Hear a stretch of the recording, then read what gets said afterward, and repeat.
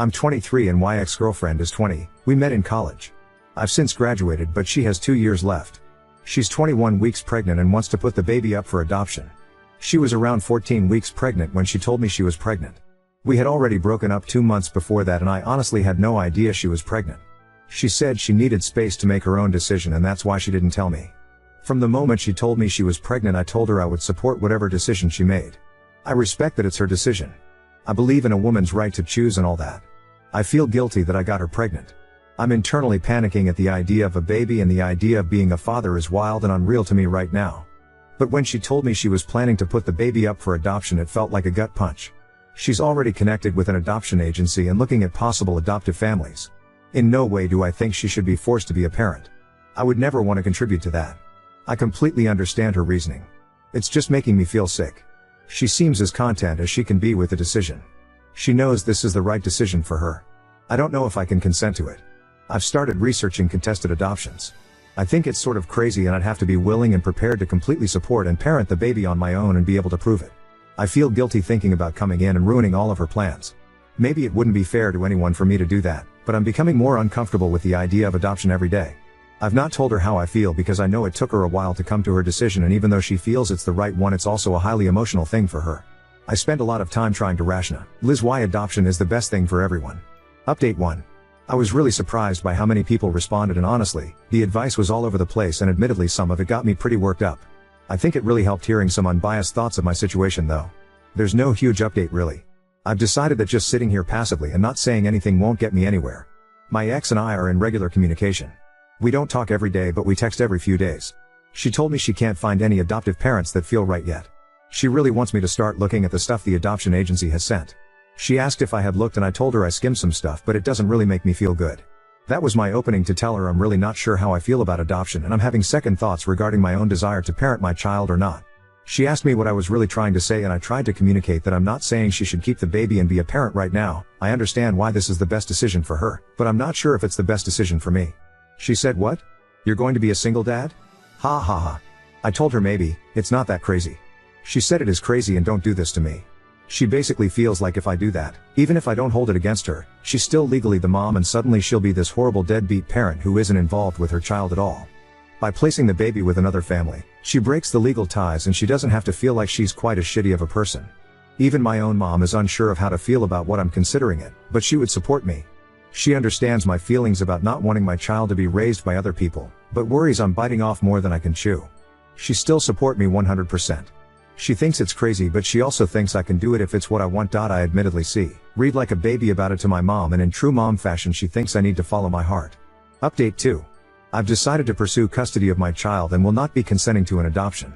My ex-GF may or may not still try to pursue adoption.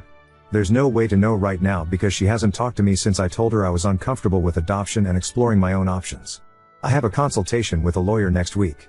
In the meantime, I contacted the appropriate local county health departments. I can add myself to the putative father registry in the current state she's in. I've already downloaded the form and will get it notarized and sent off on Monday. This will do nothing to establish paternity, but will hopefully mean that I should be notified should she try to place our baby for adoption without informing me herself. The other state, the state she's from and where her family lives, doesn't have a putative father registry. I'll still need to establish paternity as soon as the baby is born. That is, if she even informs me when she gives birth. I'd really like to be there or be able to get there as soon as possible, but I really have no clue what she's thinking or planning at this point. That I have a pretty clear understanding of my options for establishing paternity and I'm hoping that by then she'll be willing to sign an affidavit establishing me as the father. Otherwise, I'll need to go through the courts. In an ideal world, she'd agree to a prenatal paternity test. I do believe I'm the father but it would be nice to have that definitive assurance before I completely turn my life upside down for this. Since she's not event talking to me currently, I can't ask her for that right now. Maybe once she has a chance to process things, we'll be able to talk about this more and she will cooperate. If not, I can't force her to do anything and may have to wait for the test. She's really stubborn so I can see her digging her heels in. I'm leaving her alone right now but I will communicate my decision to her after I speak with a lawyer. All of the comments on my previous posts really helped. The constructive criticism was needed. It gave me some important things to think about and questions to answer for myself. It did make me doubt myself, but ultimately the negative comments telling me not to do this or that I can't do it only served to motivate me further. She's around 23 weeks now. It feels like her due date is still a long ways away, but now that she's at the point of seriously looking at and interviewing potential adoptive families, I felt like I couldn't wait much longer to make a decision and move forward with it. Plus, it's going to take me at least that long to figure out some of the logistics.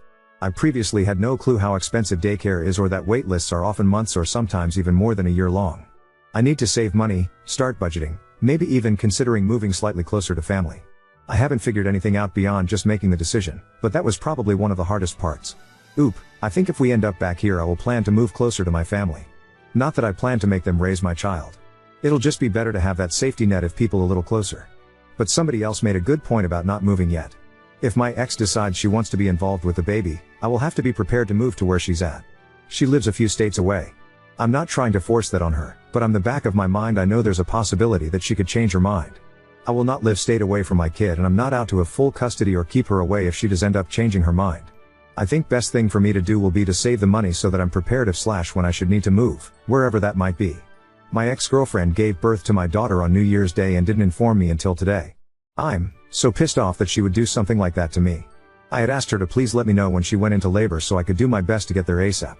We broke up before she told me she was pregnant, and we now live in different states. My previous posts detail a lot of the backstory, but basically she wanted to place the baby for adoption, and I ultimately decided that I wanted to keep the baby. She has maintained that she doesn't want to be a parent and has not been planning to be involved. I have been preparing to be a single parent for the past several months, with the understanding that there was a chance that she might change her mind and want to be involved with our daughter. I told her no matter what, I wanted to be involved with raising my child, and whether she changed her mind or not, I was going to be involved. Even after we broke up, our relationship was good for the first part of her pregnancy. We communicated regularly and she wanted to involve me in the adoption process and all of that. As soon as I told her that I wasn't going to consent to an adoption, she turned cold, and I get it, I ruined her plans. She has been giving me very brief updates, basically just to let me know everything was fine. We had one big long conversation and she seemed to accept my decision, even though she was still upset about it, and made me promise that I'd give our baby all of these things she really wanted her child to have in life. I thought things seemed good or better after that. She even told me where she was at over the holidays, in case something happened. She already told me she didn't want me in the delivery room, and I didn't fight that. I was disappointed at the idea that I wouldn't see my daughter being born, but in the grand scheme of things it was something I could live with. She told me she'd tell me when she went to the hospital so I could prepare. Today she sent me a picture and said our daughter was born on New Year's Day. She wasn't due until the end of January, but she is healthy and only spent one extra day in the hospital. The baby went home with my ex-GF and her parents. She said it's only fair that she got a few days with her before I knew, since I'm taking our daughter away forever. I've told her that if she changed her mind I would rearrange my life, job, home, etc., because I'm not going to live states away from my child. She's trying to act as if I'm the bad guy taking her baby away now. I don't feel prepared yet. I mean, I felt like there was nothing else I could do to prepare and it was just a waiting game, but now I feel like I really need the extra few weeks. I wish somebody could just knock me out with a sedative until my flight out there, because I'm just buzzing like crazy with all the emotions. My mom was supposed to come with me, since I planned to stay there for a few days before traveling back home, but due to the unexpected timing my sister is coming with me. I just have a bad feeling about how dealing with my ex will be moving forward. I have a lawyer and already have things in motion to protect myself and my daughter, but I had just really hoped that things could be amicable between us. I feel like I've done nothing but try to be nice and understanding every step of the way. Update 3. I've had a lot going on and my hands full since meeting my newborn daughter last month. I've only been at home with her for a few days and I'm still getting settled in here. During the second week of January my sister and I traveled out to where my ex-girlfriend lives and I met my newborn daughter for the first time. It was awkward to say the least, with her whole family staring at me and silently shooting daggers at me. I felt like a jerk, but had to remind myself that I'm not taking our daughter away from her mother. She is choosing to not be directly involved. I have told her that I understand if she changes her mind. I've left the door open for her. It's just not a situation you really prepare for. I was so happy to meet my daughter and all of these people staring at me were so sad. So I sort of hung around there for a little while because it felt wrong to just take the baby and leave. I was waiting for a cue from my ex to indicate she was ready, and eventually she told me to please leave, but that she would want to see her again before I left town. I rented an Airbnb because I planned to be there for a few weeks. Because I wasn't able to be at the hospital within 72 hours of the birth to fill out all of the appropriate paperwork as originally planned, she and I had to go to the local health department to file a paternity affidavit. She willingly went and signed everything. The baby's last name will now officially be changed to mine, but my ex picked out the first and middle names and I chose not to argue. As far as custody goes, the paternity affidavit allowed us to agree to share joint legal custody. I had to submit to a court-approved paternity test as part of that, no big deal. She does not actually want joint legal custody. She wants to give me full legal and physical custody, but the form only allows us to officially establish joint legal custody. She has full physical custody because that's just how the law works there. I was already aware that this would be the case, and my lawyer is working on filing the appropriate forms in court to amend everything. We both want me to have physical custody since I will be the primary caregiver. I am opening a court case. I've explained the steps we have to take and she understands. This is how the process works there, and even though we're in agreement right now, nothing is legally enforceable until there is a court ruling. At this time, she's in agreement and claims that she doesn't plan to fight it. She just wants to get it over with. I told her that she may want to think about it, because it feels like she is just trying to rip the band-aid off as fast as she can right now. I know sharing legal custody could really backfire on me, but I just want her to feel sure. I got the sense that she wasn't sure but was just trying to follow through with a complete break. I feel like I'm on thin ice right now. All I have is a signed, notarized letter of consent to take my daughter out of state, so I'm anxious to get all official legal proceedings done. I don't think I'll be able to relax fully until then. The baby herself? She's perfect. She's so small. Everyone warned me not to get too many newborn size clothes because she'd grow out so quickly, but the newborn clothes are still a little big. I think her features are becoming more noticeable now, but the only trace of me that I sort of see is her eyes. I look at her and it's like my heart just wants to explode. She's the tiniest, cutest thing I've ever seen in my life, and this is my kid? It still doesn't feel real. I'm still getting used to saying my daughter out loud when I have to call to make appointments. I think she has colic. During the early part of the day she seems happy and able to nap and doesn't cry a ton, but around dinner time she starts screaming and will cry almost non-stop for hours. She spews vomit like you wouldn't believe. The only thing that semi-soothes her is being out in the stroller and rolled back and forth over and over. She was just switched over to a special formula, but I think it's too soon to know if it'll make a difference. I had colic too apparently. A year ago, I never would have imagined any of this. It almost feels like I'm watching somebody else from the outside. Update 4. I officially have sole legal and physical custody of my daughter. Took a while for all of the paperwork to be filed and approved, but everything has been finalized and it's such a relief. Even though her mother was cooperative, I was constantly worried she'd suddenly change her mind, or her family would convince her to change her mind, since I believe they have a strong influence over her, and accuse me of taking off with our kid. I've posted in a few groups over the course of all this, but to sum it all up, my ex-GF, 21, and I, 24, had an unplanned baby. She didn't tell me she was pregnant until after we broke up and I had moved to a different state. She wanted to place the baby for adoption, but I decided I couldn't do that. I'm currently parenting my daughter on my own. She still has legal parental rights but is not involved in any way. My daughter is almost 13 weeks old. I think I was meant to be a parent, and for some reason the universe deemed it to happen now instead of when I always thought it'd happen later in life. I still have no clue what I'm doing most of the time, but I'm happy and I love my daughter so much. I think we've both come a long way in the past 3 months. I had to go back to work earlier this month. Unfortunately, I'm still in the wait list for a few daycares that are going to be the best options for me cost-wise and location-wise. The only one that had an opening for her age was out of the way as far as my workplace goes and was at the very top of the budget. Let's be real, daycare in general is nearly out of my budget, but I'm going to make it work. My workplace is letting me work from home a few days a week as I transition back to work.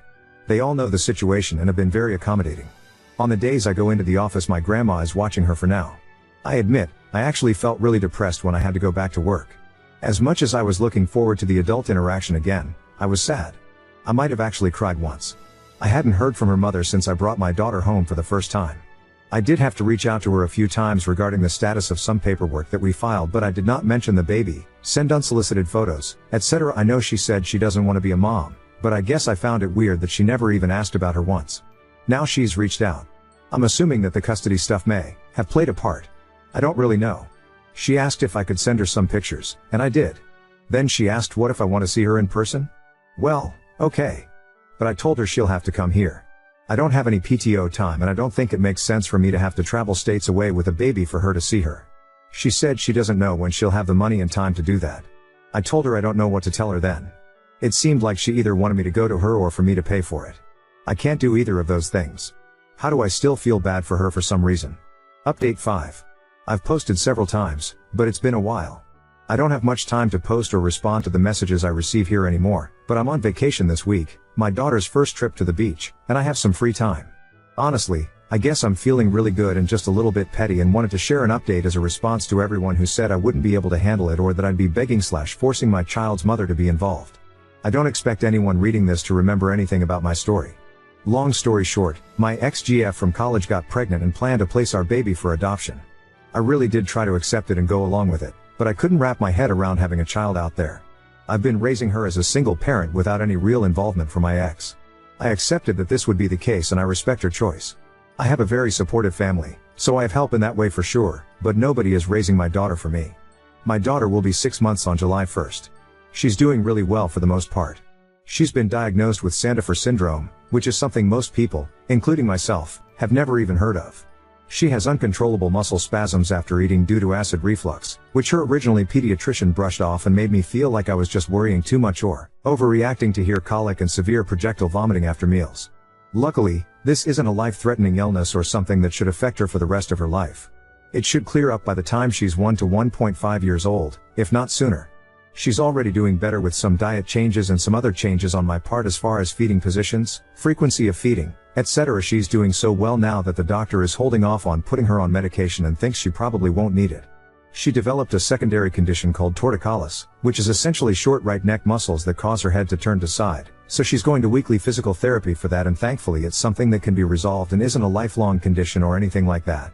I feel bad, even though I've been told repeatedly that none of this was caused by anything I did. Rationally, I know that, but I'm finding that a lot of feelings you have as a parent aren't always rational. She goes to daycare now, just started a few weeks ago. Prior to that, my grandma was watching her during the day, so I was really lucky to have that help.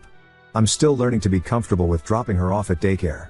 Before she was born, I thought daycare, no big deal. It's hard to trust total strangers with your kid who can't at least talk to tell you what's happening all day. Not to mention the cost, but having my grandma watch her for the first few months allowed me to save up a very tiny bit. I've paid off credit cards and have vowed not to use them again, so I have that credit in reserve should I ever have any big emergency. I'm definitely budgeting. My sister is into couponing and sales and knows how to get all the deals, so her help has been invaluable to me financially. My daughter's mom isn't directly involved at all. I don't resent her and I haven't tried to force her to be involved or even asked her to do anything. She contacted me a few months ago and wanted to come here to visit our daughter. We live states apart now. Around the time I started occasionally sharing pictures with her. We don't really talk about how she feels or is handling any of it. Sometimes I'm curious about how she feels, but really it's none of my business. She went back to school and is focusing on that now. She never came to visit, she wanted me to pay for it, and I told her no, it wasn't even totally a matter of not wanting to, but I don't have the money for that. She sent me a really nice, long text on Father's Day. We don't talk unless it's to give her a little update when she asks. I guess feel kind of mixed about sharing the updates and photos, but I'm trying not to be an asshole about it. I guess that's all I really have to share. Pretty boring, but maybe that's a good thing. I received several Father's Day messages from people here and didn't think anyone would even remember me months later, so thanks to everyone who has been following this journey and been kind and supportive.